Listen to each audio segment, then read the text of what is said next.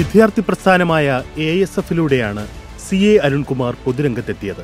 യുവജന പ്രക്ഷോഭങ്ങളിലെ സജീവ സാന്നിധ്യമായിരുന്നു.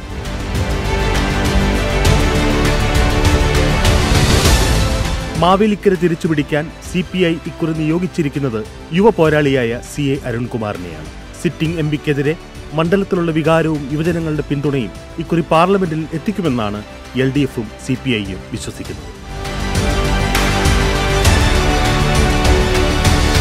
ഉറപ്പായും അരുൺകുമാർ തന്നെയാണ് ജയിക്കാൻ സാധ്യത കൂടുതൽ. അദ്ദേഹം തന്നെയാണ് ജയിക്കുന്നത്. അഡ്വക്കേറ്റ് CA അരുൺകുമാർ വൻപിച്ച ഭൂരിപക്ഷത്തോടെ ഈ ലോക്സഭാ തെരഞ്ഞെടുപ്പിൽ ഇടതുപക്ഷത്തെ പ്രതീക്ഷിച്ച് ലോക്സഭയിലേക്ക് കാണുമെന്നുള്ള കാര്യം യാതൊരു സംശയമില്ല. ഈ നാട്ടിലെ ജനങ്ങൾ അവരുടെ ചെറിയൊരാഗ്രഹമായി പറഞ്ഞത് അവരോടൊപ്പം ഉണ്ടാകണം, അവരുടെ സുഖദുഃഖങ്ങളിലെല്ലാം കൂടെയുള്ളയാളായിരിക്കണം എന്നാണ് അവർ എന്നോട് ആവശ്യപ്പെട്ടത്.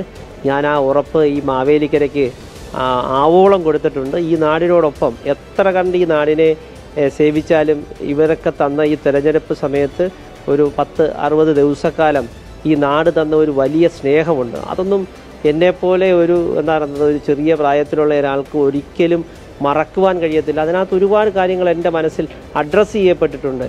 അതെല്ലാം തിരികെ എൻ്റെ പ്രവർത്തികൾ കൊണ്ട് ഈ നാടിനോട് ഞാൻ ആ കടപ്പാടുകളൊക്കെ തീർക്കും. അതുകൊണ്ട് അരിവാൾ നിൽക്കതിൽ അടയാളത്തിൽ മത്സരിക്കുന്ന എന്നെ ഒരു വലിയ ഭൂരിപക്ഷത്തോടു കൂടിയിട്ട് ഈ നാട് വിജയിപ്പിക്കുമെന്ന് എനിക്ക് നല്ല ആത്മവിശ്വാസമുണ്ട്.